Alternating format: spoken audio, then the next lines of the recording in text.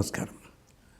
శ్రీరాముని గురించి మాట్లాడుకుంటాం కనుక మిగిలిన అవతారాలన్నీ కూడా రకరకాల పనులు చేశారు కదా. రామావతారంలో ప్రత్యేకించి రాముడిగా వస్తే సరిపోతుంది కదా. లక్ష్మణస్వామి, భరతుడు, శత్రుఘ్నుడు వీళ్ళు ముగ్గురు ఎందుకండి, నలుగురిగా ఎందుకు వచ్చాడు? కృష్ణావతారంలో అంటే బలరాముడు వచ్చాడంటే వేరే కారణం ఉంది. మత్స్యావతారం ఒక్కడే వచ్చాడు, నరసింహావతారం ఒక్కడే వచ్చాడు, కూర్మావతారం ఒకడే. ఎందుకని ఇలా వచ్చాడు? ఇది కొంతమంది అనుమానం. దీనికి అందరూ కూడా రకరకాలుగా చెప్పుకుంటారు.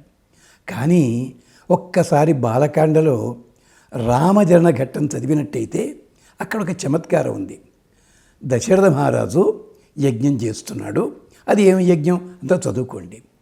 దేవతలంతా వచ్చారు హవిస్సులు తీసుకోవడానికి. వచ్చేసరికి వాళ్ళందరూ బ్రహ్మదేవుడు వచ్చాడు, ఆయన మీద పడ్డారు.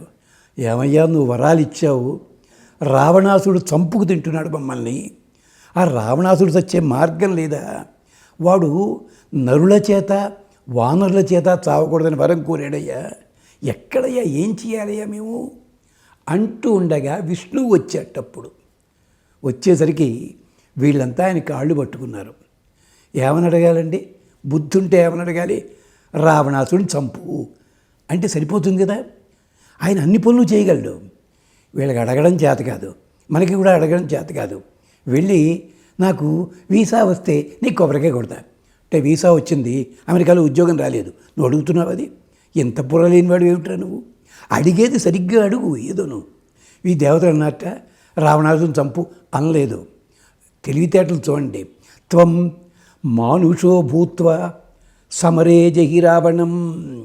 నువ్వు మనిషివై పుట్టి యుద్ధంలో రావణాసుని చంపు. ఎంత తెలివి తక్కువ అండి ఇది. మనిషివై పుట్టి రావణాసుని చంపంటే పూతన్ని కృష్ణుడు చంపినట్టుగా రాముడు పుట్టగానే రావణాసుని చంపి ఉండేవాడు. లేదు, వీళ్ళకి అడగడం చేత కాదు. మానుషో భూత్వా సమరే, యుద్ధంలో చంపాలిట.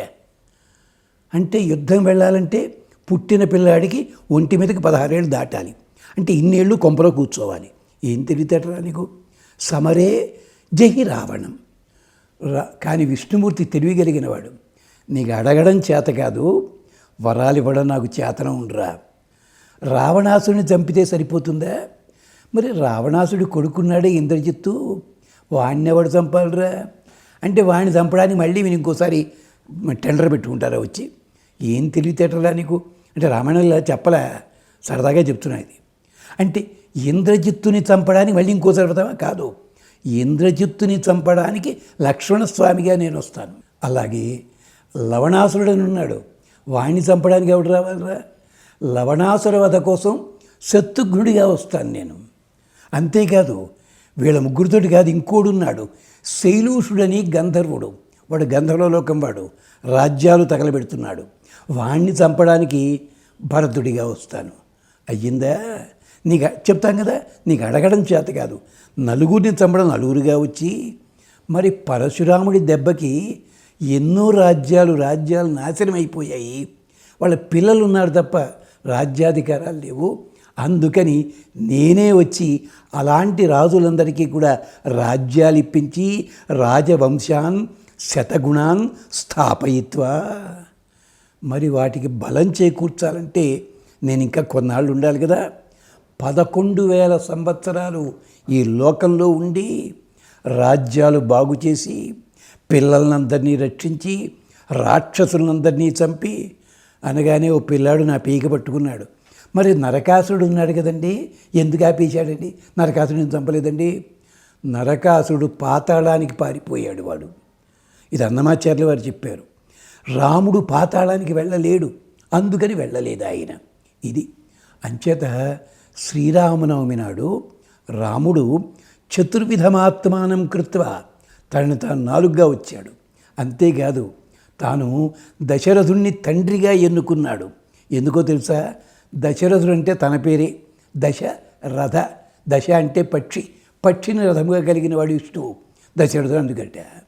కౌసల్య అంటే కుశలత్వం కలిగినది. అంటే మన లోపల సాత్విక గుణము, రజోగుణము, తమో గుణం ఉంటాయి. సాత్విక గుణమే కౌసల్య, రజోగుణమే సుమిత్ర, తమో గుణమే కైకమ్మ. అది లెక్కెట్టుకున్నాడు. అయోధ్య, అరే మా ఊరి పేరే అయోధ్య అన్నట్టు భగవంతుడు. ఎందుకని? దేవానాం పూరయోధ్య, దేవతలంతా ఉండే వైకుంఠానికి పేరు అయోధ్య. ఇది రామావతారంలో ఉన్న చమత్కారము. మహామహాపండితులు చాలా బాగా చెప్తారు. నేను 3 నిమిషాల్లోనే మీకు జ్ఞాపకం చేశాను, ఏమీ అనుకోకండి. ఇది శ్రీరామనవమిలో ఉన్నటువంటి గొప్పతనము. అది గుర్తుపెట్టుకోండి. క్షేమం కలుగ్గాక. స్వస్తి.